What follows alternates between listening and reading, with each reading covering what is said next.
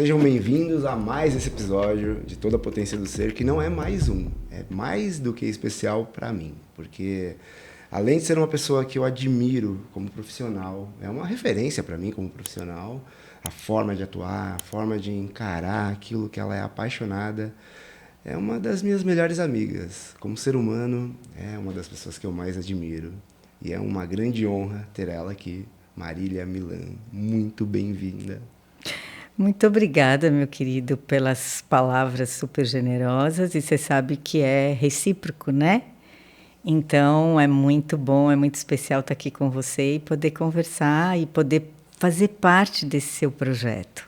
Que eu sei que você tem um carinho especial por ele, né? Sim, sim. E eu estou escolhendo com muito carinho quem senta aqui, porque é uma admiração muito grande. Eu nem sei se eu já te falei o quanto ela é grande, porque a gente vai conhecendo pessoas e pessoas que se aprofundam na própria profissão e, de certa forma, se perdem. Eu sempre senti um pouco de medo. E você não, você nunca tirou o humano do centro. Mas eu quero saber, eu aposto que as pessoas também querem saber, por que psicologia? O que te levou a isso, que combina tanto? Já combinava antes? Então, é interessante tudo isso. Eu queria só fazer um comentário sobre o título, né, desse podcast, que é Toda a Potência do Ser. E eu fiquei pensando sobre ele, assim, porque toda, né? Quando que a gente atinge toda? Eu não sei. Eu não sei se a gente atinge, né? Porque sempre tem um desafio novo na vida, uma situação diferente, e fatalmente a gente deve acionar recursos aí que a gente nem conhece. Potência. A potência vem da onde? Acho que a potência vem um pouco da impotência e da onipotência. São elementos que o tempo todo estão transitando na nossa vida. A gente não vive sem a impotência e nem sem a onipotência. A impotência são os aprendizados, né, muito grandes. E a onipotência é a força motriz, que move a gente, coloca a gente em movimento, vai atrás do teu sonho, da tua meta, do teu objetivo, né? Então, o que seria a potência? Seria um pouco da mediação entre esses dois vamos dizer, opostos, e que se a gente conseguir transitar nesse território, eu acho que a gente consegue, de fato, atingir sonhos e metas que a gente teve desde o início da vida. E ser. Ser, às vezes, fica confundido com fazer. A gente não é. O que é ser? Às vezes as pessoas, quando você pergunta do ser, a pessoa conta o que ela faz. Está interligado, mas acho que tem algo que é anterior, não é? Você não acha? Sim. Tem algo anterior, que é só ser. Eu estou tentando me lembrar quando eu perguntei para alguém, oi, tudo bem? Quem é você? Eu sou engenheiro, sou médico, sou motorista. É mesmo, tá quase que totalmente associado ao que a pessoa faz, e não é. E não é. Tem versões, vertentes, ângulos diferentes. E aí você perguntou, por que a psicologia? Eu acho assim, eu voltaria um pouco no tempo para contar que quando eu era criança, eu fui uma criança mais introspectiva, assim, mais observadora, mais, talvez até mais angustiada, assim, olhando as coisas, percebendo as pessoas. E o humanismo, que você mencionou logo no início aí, sempre fez parte da minha vida. Acho que eu sempre fui da área de humanas, sabe? Porque, assim, eu olhava as pessoas, eu queria entender, eu queria perceber, eu queria ter uma compreensão maior do que se passava nas dinâmicas familiares ali, nas relações entre os adultos, das crianças também. E isso eu acho que foi desde que eu era garota, assim. Eu não tinha clareza, obviamente. Mas a vida foi seguindo e eu lembro que eu gostava de conversar com as pessoas, de trocar ideias. As amigas da escola vinham conversar e a gente falava assim um pouco da vida, um pouco das ideias, um pouco do que a gente pretendia. E eu até lembro, nessa época a qual eu estou me referindo, né, que eu e uma amiga, a gente pretendia montar uma indústria química. Foi o primeiro, assim, a primeira faísca de uma profissão possível. Imagine química, gente, socorro, nem, né, hoje é impensável, mas a gente pensava naquilo, mas muito pela parceria, muito pelo entendimento, muito porque naquela época a gente se dava muito bem. Então vamos fazer uma coisa juntos, vamos, juntas. Química, pronto. E a vida foi seguindo até que eu cheguei na adolescência e aí no ensino médio. E foi quando eu tive aula de psicologia. Naquela época, o ensino médio era dividido em áreas biológicas, exatas e humanas. E aí, o que aconteceu? Quando eu tive aula de psicologia, parece que eu vesti, aquilo Encaixou? se encaixou em mim. Eu falei, gente, é isso que eu quero fazer. É sobre isso que eu quero estudar, que eu quero entender, que eu quero desenvolver. E me deu assim um gás, sabe? Eu fiquei entusiasmada. Lembra o quê? Porque às vezes tem isso, né? Olha, foi aqui, eu ouvi isso. Lembra o quê? Então, essa professora, ela fazia um panorama assim do que era a psicologia. Ela falou muito sobre a compreensão do ser humano, a compreensão das relações, o movimento, a dinâmica que se passa entre as pessoas e dentro da nossa mente. E aí eu falei, nossa, eu quero entender a minha. Né? Eu acho que como todos os que buscam psicologia, de um certo ponto de vista, a gente quer se entender, a gente quer saber do que se trata a nossa vida, né? E aí e a minha mente, como são os sentimentos, por que é que a gente sente tantas coisas, como é que a gente maneja tudo isso.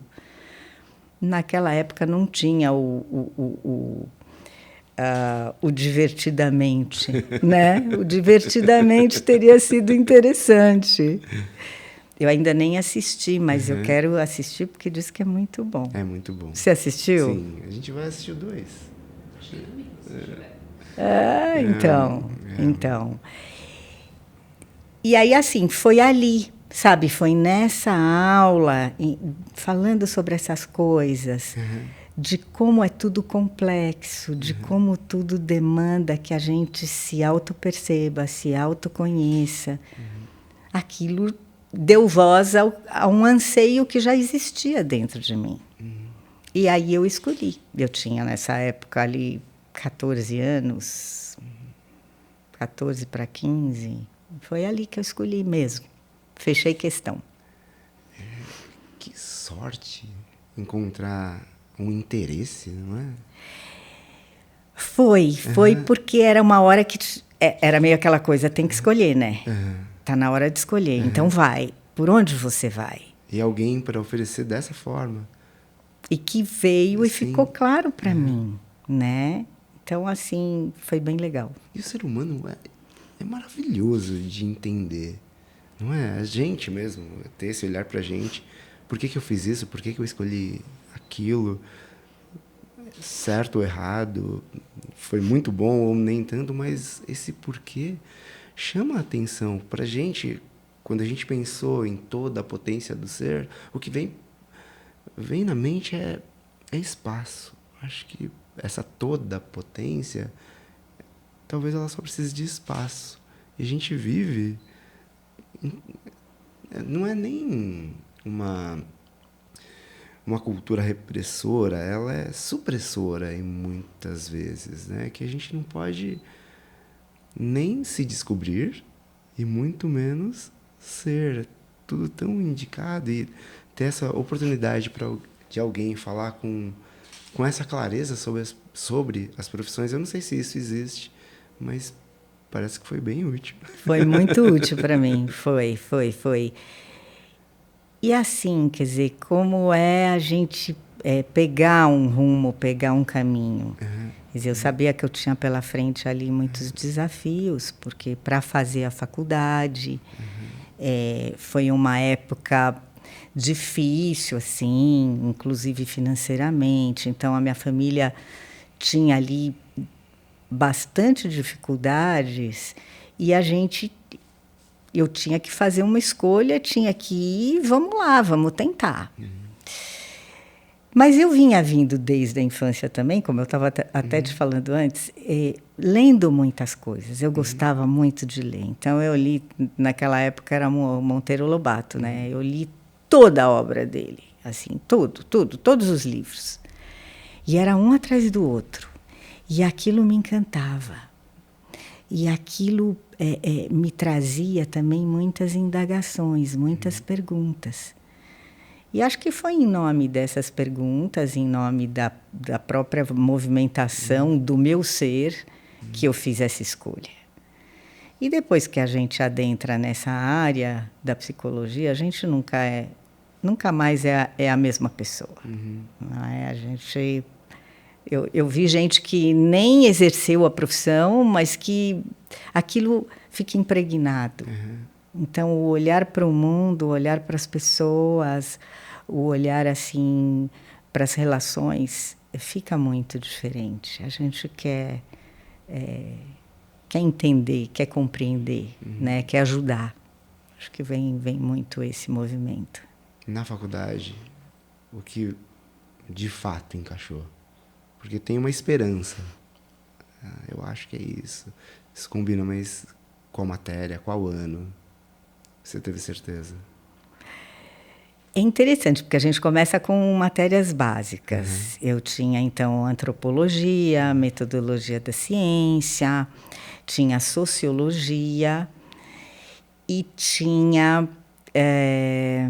alguma outra coisa mais até relacionada, já querendo antever a psicologia.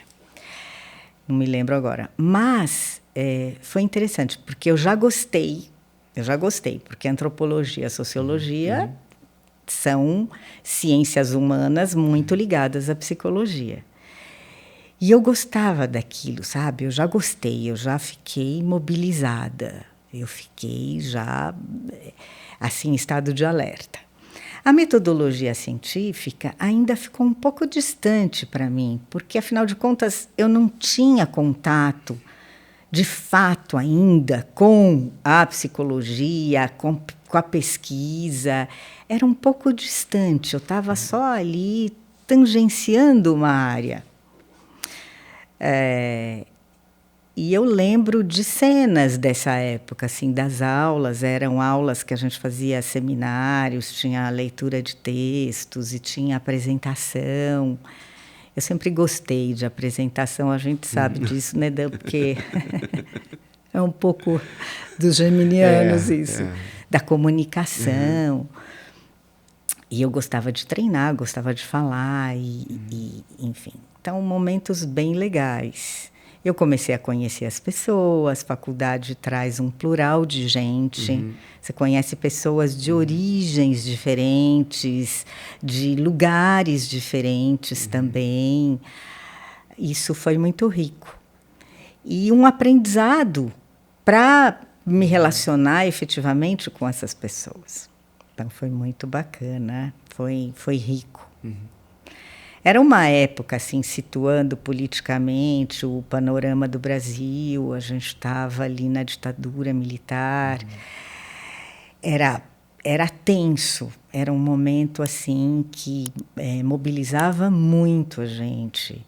E como jovem, eu tinha aquele anseio, né, da mudança, tinha o anseio da liberdade. Isso veio muito forte. E a psicologia sempre sinalizou nessa direção. Quando você se conhece, quando você se coloca em conexão com seu próprio ser, o objetivo é você ser livre. É você ter a sua potencialidade, o seu potencial, a sua potência, né? São todos termos aí irmãos, muito em relevo. E isso também me encantou muito. Então, assim, desde o primeiro ano, né, que eu falei dessas matérias, depois já no segundo ano a gente começou a ter conhecimentos mais específicos da psicologia, um pouco da história da psicologia, um pouco das teorias técnicas psicológicas. Foi se abrindo, não é? Um panorama que foi me agradando. Aí, no meio disso tudo, tinha a estatística, né? Que a gente tinha que aprender. Aí eu pedi ajuda para os universitários ali, o Luiz me... Não era humanas? Exato. Estou na sala errada. Gente, tem que saber tudo isso? É muito para pesquisa. Mas quando a gente faz pesquisa, você encaminha a pesquisa para um estatístico. E ali foram 2 anos, assim, sofridinhos, que tinha que entender aquilo, tinha que saber aquilo e tal. Então, foi o lado mais chatinho, vamos dizer. E uma ou outra matéria, disciplina, cujos professores não eram tão legais assim.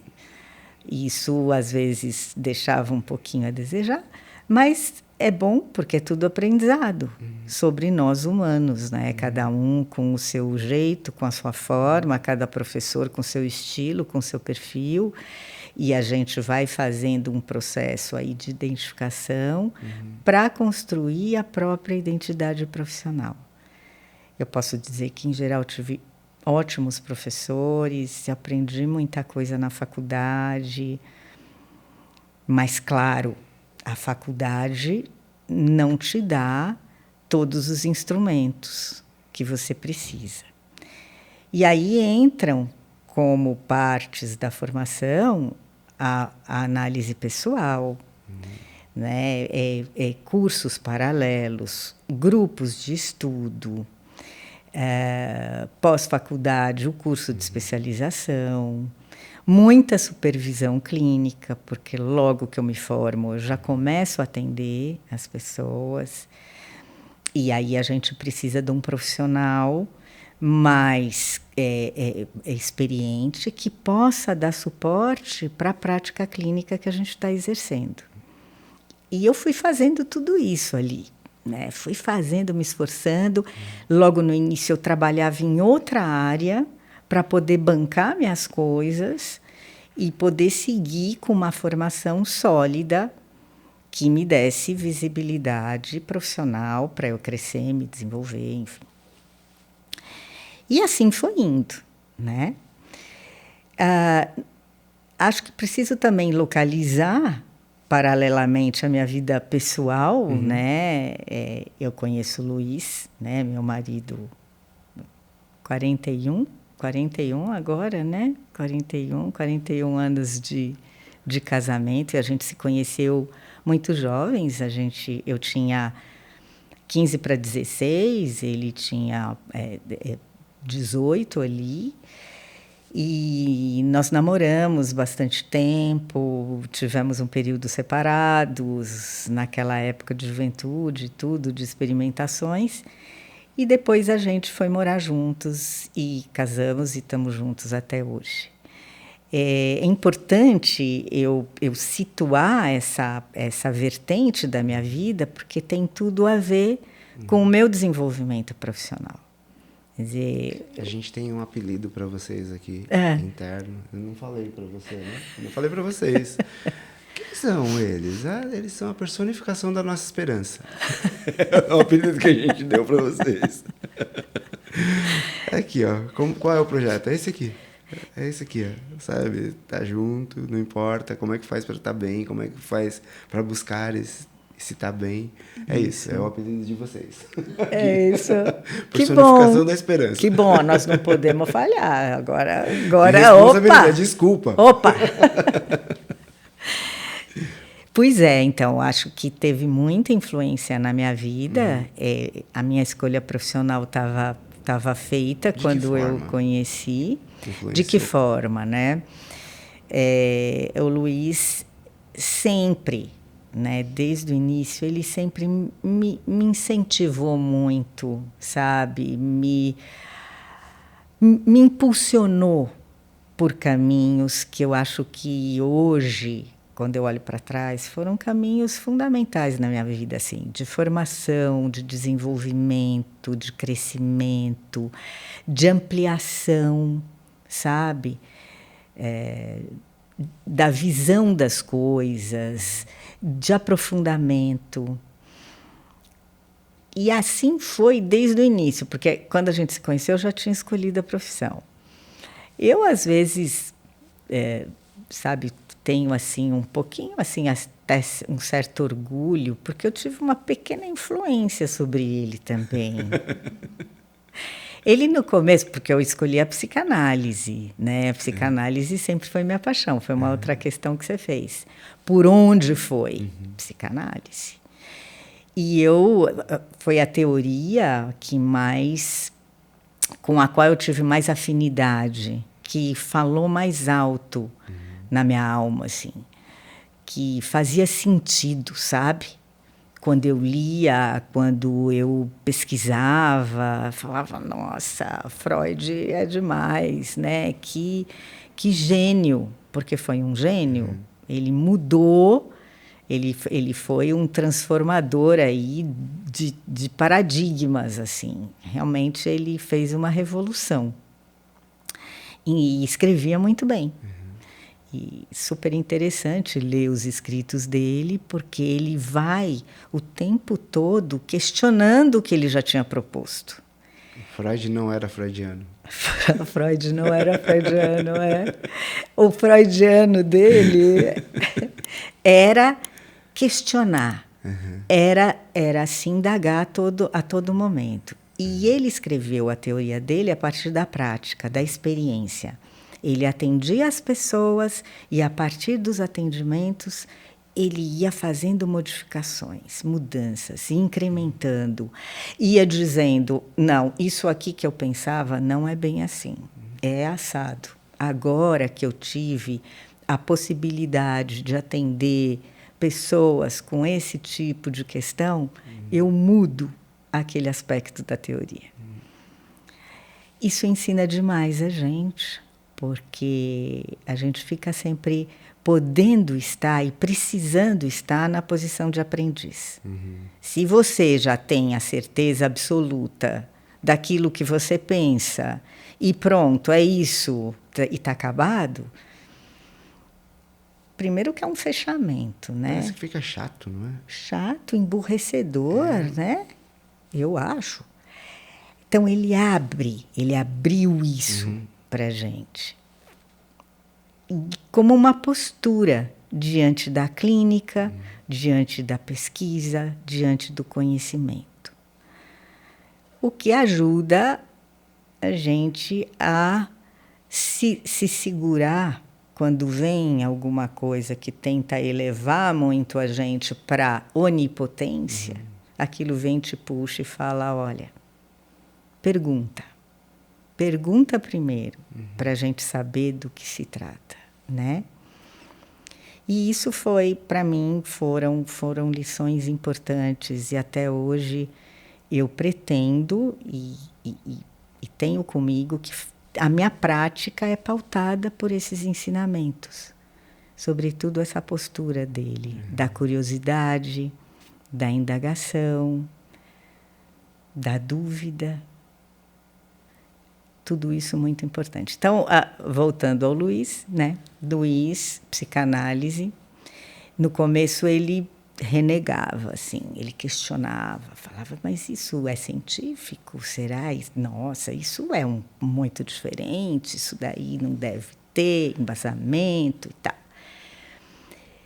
E aí ele entrou também na faculdade de medicina, não é? E aos poucos ele foi se aproximando, no transcorrer do curso dele, da própria psicanálise, para escolher, inclusive, depois a Porque psiquiatria. estava com a mesma postura da indagação.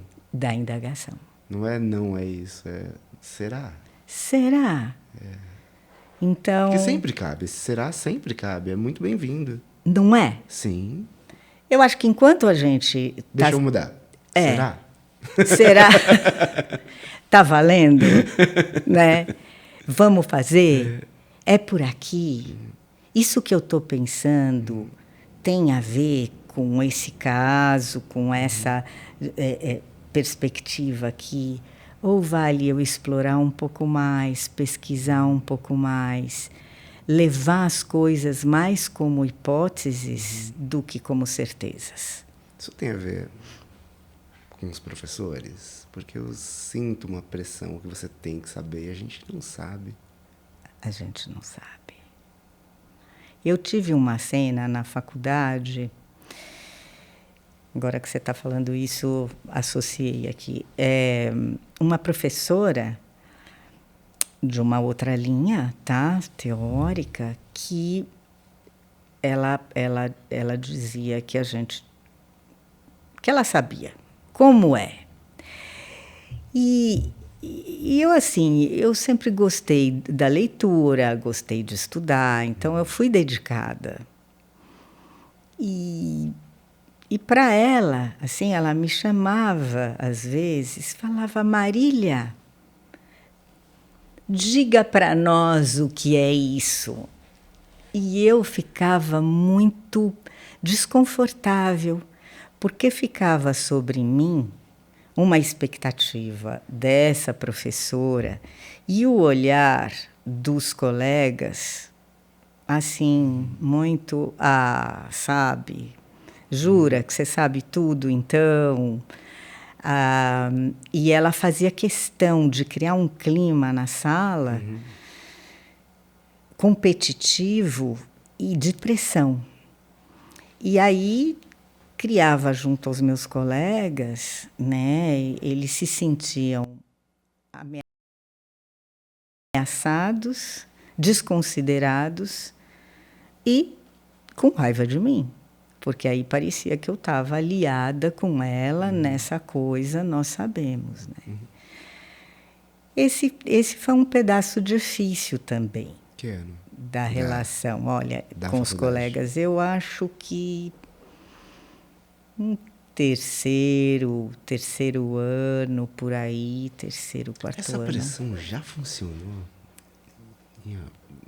Eu não conheço nenhuma história de que funcione, né? Esse tipo de pressão.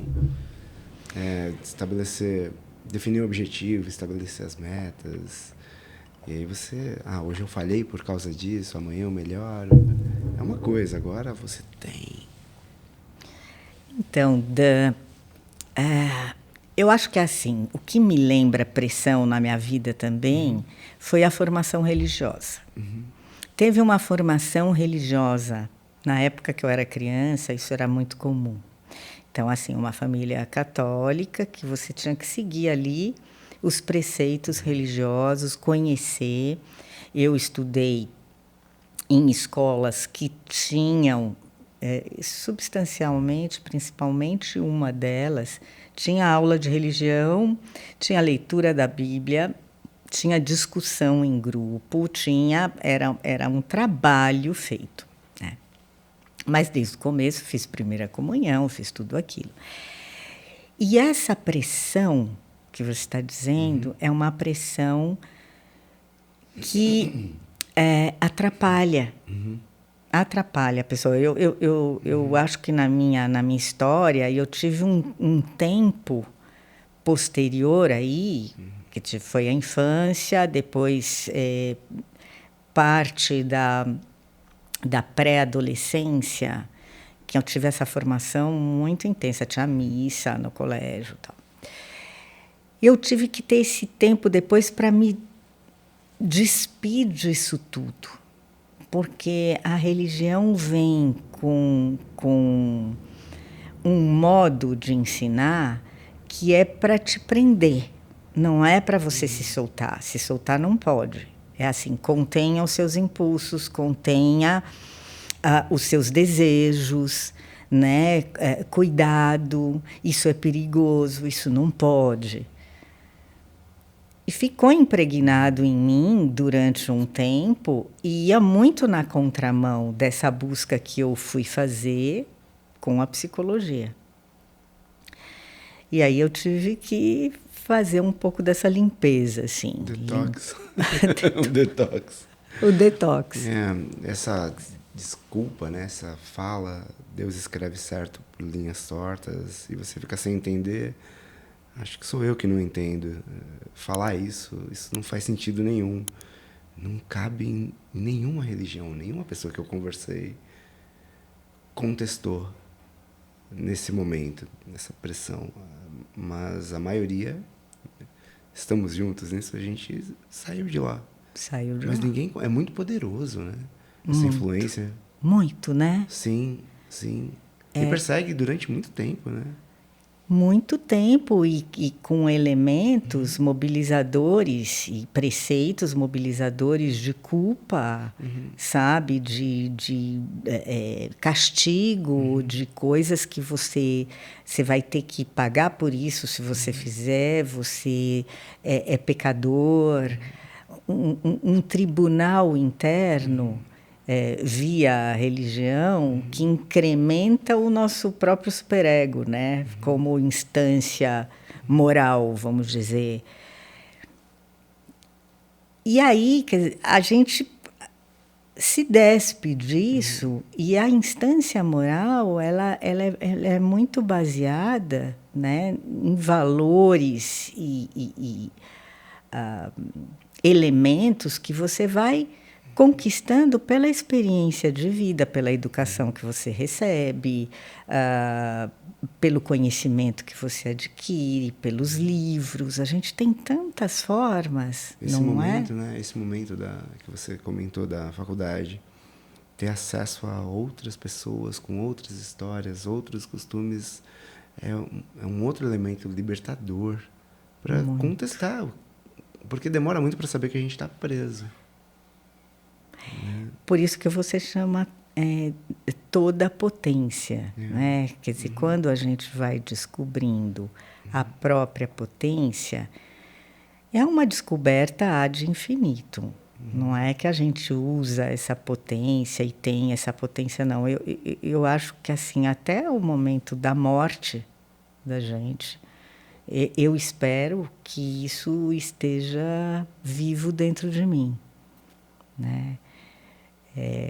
E que eu possa vivenciar a morte como o fim desse processo de desenvolvimento, porque eu acho que a gente,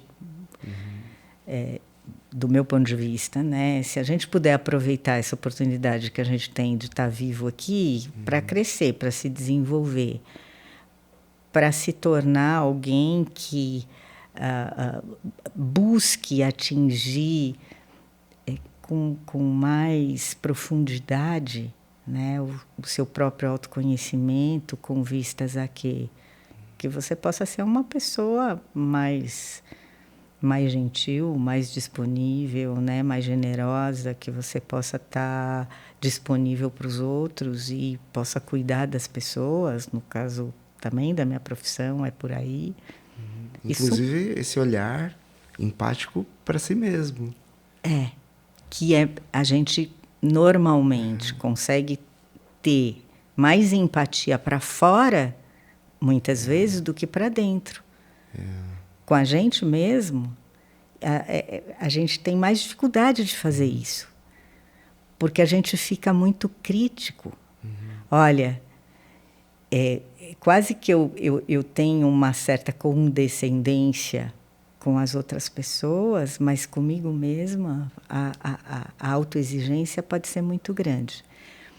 E esse é um trabalho que também a gente vai fazendo, né? Que a gente espera, e eu acho que no transcorrer da minha vida, suavizando um pouco isso. Suavizando, sabendo das dificuldades que a gente tem, das fragilidades, das sensibilidades, e que, de repente, a gente... Como é que eu me aceito? Quer dizer, autoconhecimento e potência, eu acho que também tem a ver com essa aceitação. Olha, eu sou desse jeito, e não é eu sou desse jeito e ponto final, né? Eu sou desse jeito, reticências, para a gente ter espaço para ir se desenvolvendo. São duas buscas, né? Então, parece. Uma é a segunda, né? Essa potência, esse desenvolvimento, deixa eu experimentar, deixa eu descobrir o meu máximo, mas a primeira, que parece até mais importante, eu tô preso no quê? Eu tô preso em quem? Tô preso em quem? Porque são muitos elementos que seguram a gente. Às vezes, seja por algo simples, como uma viagem, como conhecer um lugar novo, assistir o divertidamente. Isso. Eu tô preso no quê? O que me prende? E acho que, assim, muitos elementos prendem a gente. Eu acho que, sobretudo, o medo. O medo de não ser suficiente, ou talvez o medo de não corresponder às expectativas, o medo de machucar. Então, Como é que a gente muitos se livra do medos. medo? Tem alguma teoria? Você já viu isso? Olha, Dan, eu acho que o primeiro passo é a gente assumir que está com medo. Eu não. Está com medo? Não, eu não. Não estou super. A gente se machuca. Não, não tá pesado, não. Não, não tô com medo, não. Não, pode. Posso, deixa comigo aqui que eu resolvo. Eu acho que assumir o medo como um elemento presente dentro da gente, humano e necessário, porque o medo também nos salva, o medo nos avisa. O medo como aviso, como alarme, como proteção para o ser é muito bem-vindo. É que às vezes o medo adquire uma força além do que seria necessária para aquelas situações de vida e para a gente se desenvolver. Aí entra o quê? O manejo do medo. Eu tenho medo, e como é que eu sinto esse medo, assumo o medo, lido com ele, e mesmo assim eu vou. E as situações de vida são atravessadas pelo medo, pela angústia. A angústia é algo que nos habita sempre. Ela está aqui. É aí onde entra a busca pela psicoterapia como uma forma de manutenção, para se descobrir. Não precisa ir apenas quando está muito ruim. Pode ser algo...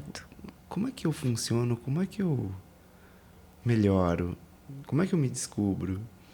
Qual o momento ideal para buscar psicoterapia? E quem? Tem um perfil? E quem você diz que deveria procurar e tal?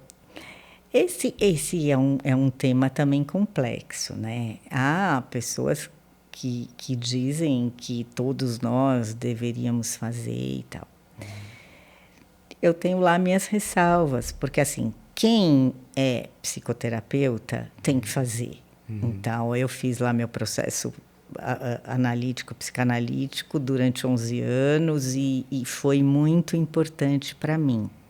Essa foi uma parte desse autoconhecimento, que foi muito... teve uma, vamos dizer, me ajudou até essa abertura para a vida. E fazer o detox também, foi tudo, foi muito por ali. Um autoconhecimento que se iniciou com força, nessa época, com vários terapeutas e tal. Na minha vida foi a minha análise pessoal e foi o Tantra. O Tantra foi o segundo elemento, não segundo em importância, mas segundo do ponto de vista do tempo, em que eu pude entrar em contato com aspectos meus, também muito profundos e também muito libertador. Os caminhos para o autoconhecimento, os caminhos para a gente se perceber, são vários. A psicoterapia é um deles, né? E aí você depende muito da pessoa, depende muito dos objetivos da pessoa e mesmo dos desconfortos que a pessoa pode ter com ela mesma. As pessoas, muitas vezes, na maior parte das vezes, procuram a psicoterapia quando tem desconfortos, quando tem dor psíquica, quando tem sintomas, quando não estão conseguindo lidar com a vida delas, do dia a dia, com as relações. E então querem um pouco entender, mas vêm a princípio com a ideia de supressão de sintomas. Olha, eu quero... Tá doendo, cura aqui. Cura aqui. Né? Cura aqui, por favor. Vai agora. E aí o processo psicoterápico é um processo lento, porque se a gente demorou anos para construir uma série de edifícios internos, né, e túneis e caixas, e como é que a gente, num piscar de olhos, a gente vai conseguir se livrar de alguma coisa, né? Mesmo porque eu acho que a gente não se livra, eu acho que a gente aprende a lidar. Então, quem pode querer, por exemplo, tem pessoas que vão buscar o autoconhecimento num processo ali, num aprendizado, na meditação, na yoga, em mergulhos ali, que a pessoa vai fazer lá um retiro, que vai para a Índia, que vai... São caminhos.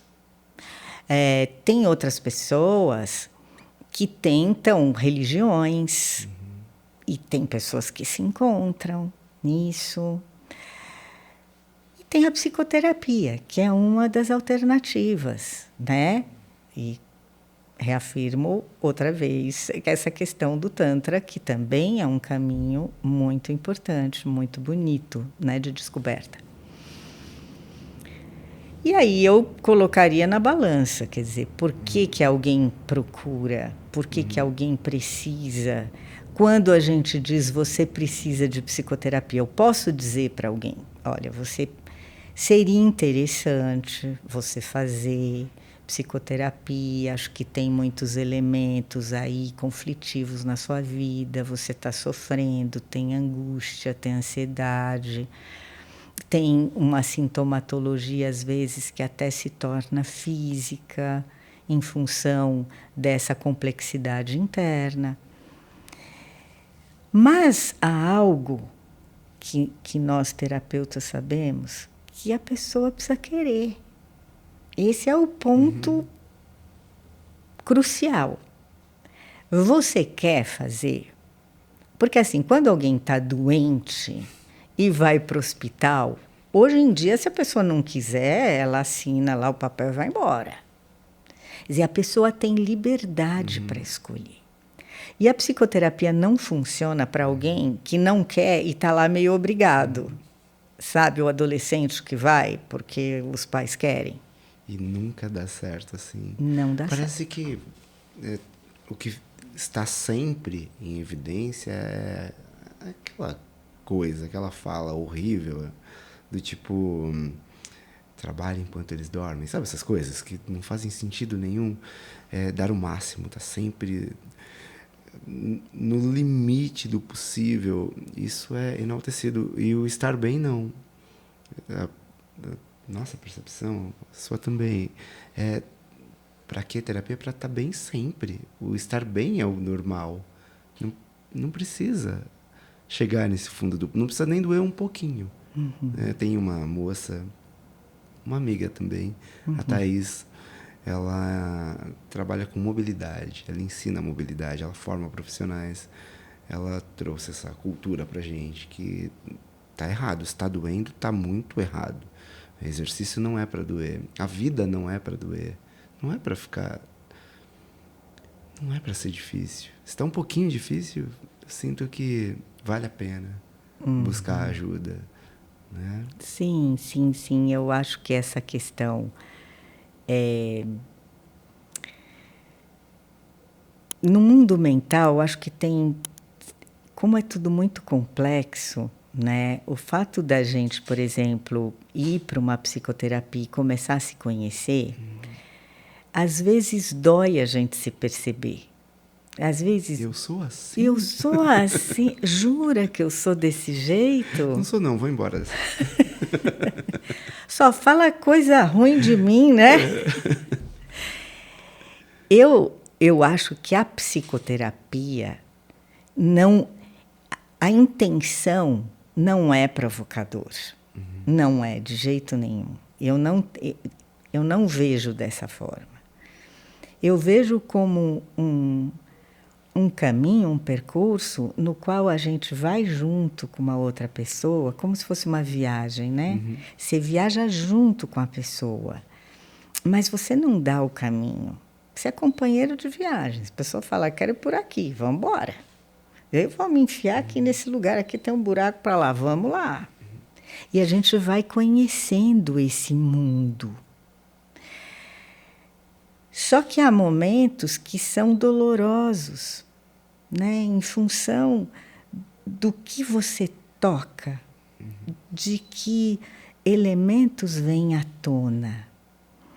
E às vezes o sofrimento da gente tem a ver, né, com certas construções que a gente fez, certos caminhos que foram trilhados, certas falas que a gente ouviu de uma forma distorcida também. Porque às vezes ensinaram a gente uma coisa que a gente escutou num sentido muito concreto e não num sentido mais amplo, mais figurado, né, com uma certa abstração. Ou a gente nem tinha a capacidade para interpretar aquilo Exato. naquela época. Exato. É interessante perceber o que tem depois da dor.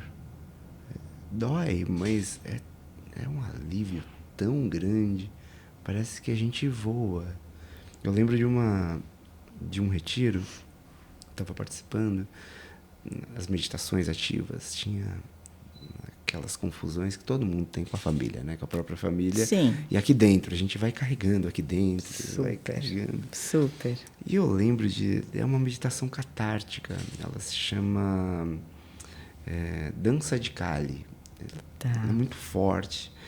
Eu, acho que em 2 meses, acho que era a 8ª vez que eu fazia aquela meditação, porque o terapeuta que eu confiava, ele, vamos lá, e era em grupo dessa vez. E eu lembro, eu não aguentava mais, porque ia para aquele exato momento, sabe aquele sonho que se repete? Sei. Fazia uma meditação catártica e ia para aquele momento, um período bem difícil da vida. E eu lembro que naquela experiência, no meio, assim, deviam ter 60 pessoas, eu parei, porque aquilo não existia mais. Tá, dói, mas uma hora para. E não porque você se acostuma. Não. Porque vai embora. Vem outras coisas, mas aquilo... Então, esse alívio, tá, às vezes, para algumas pessoas dói, mas mesmo assim, esse alívio, nossa, parece que no lugar dele vem uma mola, um trampolim, e você faz outras escolhas, você se liberta daquilo, você até entende o ponto da pessoa, talvez um familiar, né? Tá, mas isso é seu. E essa libertação, falou do Tantra, é isso, né? Tantra, libertação e expansão. É libertação antes. Para expandir, né? Você tem que estar liberto. E antes, tô preso no quê? O que era mesmo? A gente nem sabe. Não sabe. Porque a memória da gente, a gente tem uns traços mnemênicos assim, são memórias que às vezes estão na superfície de algo que está mais profundo. É como se a nossa consciência fosse autorizada a trazer aquela lembrança, mas que é uma lembrança que está engajada com outras tantas, como se fosse uma espiral. A gente até perde a perspectiva, né? Essa memória é desse ano mesmo. Sozinho não dá. Não dá. E a nossa memória também distorce muito, né? Depois, como memória, a gente pode tanto idealizar como tornar terrível alguma coisa. Nossa mente tem todas essas capacidades, né? Dependendo das tintas que usa, aquilo lá vira uma loucura, né? Não tem como não ser fã da psicoterapia. Eu acho assim um processo muito bonito, assim, eu fico muito feliz de poder acompanhar a pessoa, sabe, de poder estar junto, de poder assistir o desenvolvimento, de poder compartilhar momentos da vida das pessoas. É muito bacana, assim, eu acho que é sensacional. Eu sou fã porque, enfim, além de ser essa mola propulsora do autoconhecimento e da chance que a gente tem de poder manejar as nossas angústias, conflitos, mobilizar as defesas necessárias para a gente se proteger, aprender a ter empatia, a ter sensibilidade para com as outras pessoas. Acho que tudo isso faz parte, né? Para assumir, inclusive, as nossas mazelas, as nossas dificuldades, imperfeições, que a gente não é tudo isso que a gente imaginava, nem para o bem, nem para o mal. Que nós somos seres comuns nesse sentido, né? As nossas questões são questões comuns, questões humanas, e que às vezes, dependendo da história da gente, certos elementos ficam muito concentrados, acontecem muitas coisas, né? Tem eventos que são especialmente traumáticos para a gente. A perda precoce, o abandono, né? a falta de compreensão, a falta de afeto, tudo isso deixa marcas muito profundas dentro da gente. E é uma forma um pouco de resgatar para guardar. Sabe assim, aquilo fica vagando, tipo fantasma que sai do túmulo de noite, aquilo volta. Se você consegue resgatar, trazer e falar, bom, agora eu vou guardar isso aqui naquela vitrine do meu museu interno, né? Faz parte de mim, isso não sai de mim, mas isso fica sendo ali presente para que eu saiba de mim também. Olha, eu passei por tudo isso. Eu gosto um pouco, eu gosto bastante daquela frase que você fala assim, eu esqueço, mas eu me lembro. É verdade. Não é? Não guardo rancor, mas não tenho amnésia. Exatamente. É isso. Sabe? Então, para a gente ter essa ideia do que viveu, de tudo isso, até mesmo para a gente escolher caminhos diferentes, não é? Sim, Você falou sim, da repetição. sim. A repetição é muito presente na nossa vida. A gente vê as escolhas que a gente faz. Escolhe sempre o mesmo tipo de pessoa, escolhe sempre o mesmo lugar, o mesmo chefe, com as mesmas características. Gente, por onde que eu estou andando que eu estou precisando disso? Eu estou num momento muito diferente. Eu nunca fui sedentário, mas eu nunca me dediquei tanto ao esporte como agora. E por conta disso, eu estou cercado de pessoas que levam muito a sério. E é muito interessante, assim, como esses atletas de alto nível, eles encaram... É uma lição. Eles querem um objetivo e tudo é em prol daquele objetivo e não dá certo. E eles mudam não a meta, os hábitos. Sabe, o desapego, não é a mesma comida, não são os mesmos lugares. Não, eu quero aquilo. Eu preciso mudar pequenos hábitos e não precisa ser sofrido. E você fala com uma paixão da profissão, que eu acho, um achismo, que deveria ser pré-requisito para ser professor.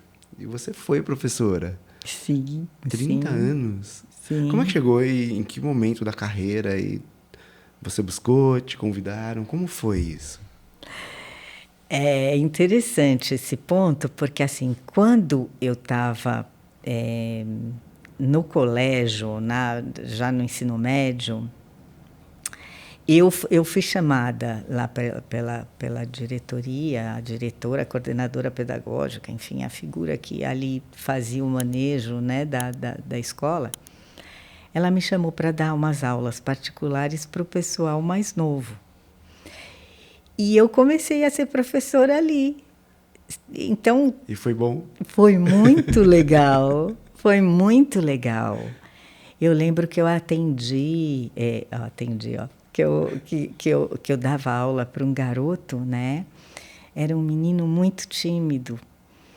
E ele tinha uma dificuldade até para falar, para se colocar. Ele tinha uma gagueira assim, que você via que era super emocional pela timidez dele. E foi tão bacana porque eu pude estar com ele, recebê-lo. Menina, eu tinha, sei lá, 14, vai.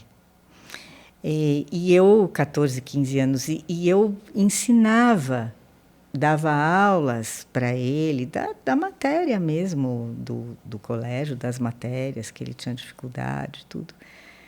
Foi muito compensador. E eu lembro que tinha muito isso de ter cuidado com ele, sabe? De respeitar essa dificuldade que ele tinha e, ao mesmo tempo, eu lembro que eu tinha muita vontade que ele ficasse à vontade, né? Que ele ficasse, que ele pudesse ter confiança que eu estava ali, que estava tudo bem. Então, teve isso.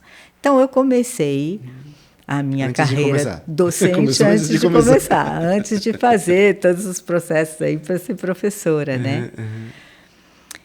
Mas eu ouvia desde pequena do meu avô paterno, ele falava que... E o meu avô materno também, interessante isso, porque o meu avô paterno falava que eu ia ser professora. E o meu avô materno era professor. Ele era professor naquela época e era inspetor de escolas e tal. Então, minha avó materna também tinha sido professora. Tem um DNA ali, sabe, rodando. E eu gostava de ensinar o que eu sabia. Não é? Eu tinha vontade de poder passar algumas coisas, né? Desde essa época, assim, de escola. E você aprende tanto ensinando, não é? Demais, mas demais. E a gente aprende, a gente é aprendiz e a gente... às vezes a gente se sente tão aprendiz, né? Que você fala assim, gente, o que eu tenho para ensinar, né? Essa pergunta também é importante. O que dá para eu ensinar? O que eu posso transmitir, né, para essas pessoas e hoje assim para esses jovens? E aí foi indo, né? Eu me formei e quando a gente se forma em psicologia, a gente também tem esse diploma, né, que nos autoriza a ensinar. E quando eu me formei em 1981, quando foi em 86, eu fui chamada para dar aula na faculdade. Que você estudou? Que eu estudei. O contato se manteve? O contato se manteve porque era um professor, foi uma pessoa muito importante assim na minha vida, um ser muito especial, sabe? alguém que buscava usar toda a potência do ser dele. Ele era todo intenso. E tinha um talento muito grande para ensinar, sabe? As aulas dele eram assistidas, assim, o pessoal ficava de pé na sala, a porta ficava aberta, tinha gente que vinha de fora, assim, para tentar assistir a aula dele. Talento para ensinar, uma característica. Talento para ensinar. Ele tocava violão na aula, ele dava aula de psicopatologia na faculdade, e ele tinha ele tinha estudado psicodrama e ele ele fazia os pacientes na aula, né? Então ele virava um ator e ele assumia o perfil de pacientes que ele havia atendido. Nossa. Era muito interessante, Imagina muito o quanto legal. ele era feliz. Nossa, aquilo era muito intenso. E aí eu gostei muito dessas aulas, a gente gostava muito e tivemos uma proximidade com ele, fizemos o grupo de estudos, e falo fizemos porque tinha as colegas e tal, fizemos grupo de estudos com ele. Mais para frente, depois que acabou a faculdade, eu fui fazer terapia com ele. Foi uma pessoa bem importante na minha vida. E quando ele tinham as aulas práticas que ele dava, e depois, como foi aumentando o número de salas na faculdade, ele resolveu montar uma equipe de professores para dar esse grupo das aulas de psicopatologia práticas, que naquela época a gente ia para os hospitais psiquiátricos que existiam e funcionavam, enfim. E aí ele me chamou, quer dizer, ele chamou uma colega minha que eu havia conhecido no Hospital das Clínicas, onde eu fiz um estágio, e ela me chamou. Então e ele me conhecia, então foi uma triangulação ali, e eu comecei a dar aula. E dei aula por vários anos ali de psicopatologia, mais de 12 anos. Depois eu comecei a dar supervisão de estágio clínico, dei aulas teóricas também. Enfim, foi toda uma movimentação ali dentro de uma carreira acadêmica, assim. Foi bem bacana, foi muito legal, e eu também me encontrei nisso tudo, né? Tive muito medo no começo, né? Porque estava ali debutando nessa atividade. E aí, gente, socorro, eu sou igual a eles. Eu posso sentar ali, eu sou aluna, né? Mas foi um desenvolvimento muito grande que aconteceu ali também. E onde é que entra a paixão pela pesquisa? Pois é, essa paixão veio de uma oportunidade também que surgiu lá na universidade. Nessa época? Foi mais para frente um pouco, porque foram esses 12 anos mais ou menos na Psicopato, depois eu fui para a supervisão clínica e depois eu fui chamada para trabalhar no setor de pesquisa, para trabalhar com iniciação científica. E foi nesse momento que eu me debrucei sobre essa arte e ciência de fazer pesquisa. E conhecer mais profundamente os fundamentos daquilo ali. Apesar de eu já ter vivenciado isso no meu mestrado e no meu doutorado. Já tinha me apaixonado quando eu fiz o mestrado e doutorado. Como prática profissional veio depois. Mas no mestrado foi muito legal, muito interessante. Eu fui estudar o tempo, eu fui estudar essa questão da temporalidade nos vários aspectos assim das ciências, né, da física, da psicologia, da psicanálise. Se encontram ou são diferentes? Todos esses aspectos sobre o tempo. Sobre o tempo, então, se tangenciam, sim, e trazem muitas informações preciosas para a gente, para a noção de tempo, né? Por exemplo, o tempo subjetivo é um tempo muito mais lento do que o nosso tempo da nossa agenda, né? Do nosso dia a dia. A gente precisa de tempo para elaborar coisas, para se perceber. Por isso que a psicoterapia também é um processo lento. É um tempo alongado, prolongado. A nossa experiência com o tempo também muda de perspectiva dependendo do que a gente está fazendo. Por exemplo, estou aqui conversando com você e eu não estou sentindo o tempo passar. Porque está muito fluido, está muito gostoso. Quando a gente está numa atividade pesada, dura, difícil, parece que não passa, né? Parece que aquilo... Aí que a gente está preso, está aprisionado. Socorro, o relógio parou, né? Eu tive uma experiência esquisita com o tempo. Eu fiz um retiro, participei de um retiro chamado Vipassana. Foi a melhor e a pior coisa que eu já fiz. Aí me disseram que eu ia ter que meditar muito, aquela meditação clássica. E eu falei, eu vou treinar. E aí eu fui treinar, peguei uma almofada de meditação, sentei, era mais ou menos 1h, sentei, fechei os olhos, coloquei um relógio do lado para ver, eu quero ver se eu consigo, afinal era 4h30 da manhã, às 9h30 da noite, coloquei um relógio. Sentei, relaxei o corpo, respirei fundo, fui sentindo o meu corpo. Eu sentia a tarde passar, a noite chegar. E a noite, ela entrar. Vir a madrugada, o sol nascer, o dia voltar. E eu abro os olhos, não tinham passado 5 minutos. Não sei o que aconteceu com esse tempo, mas foi horrível.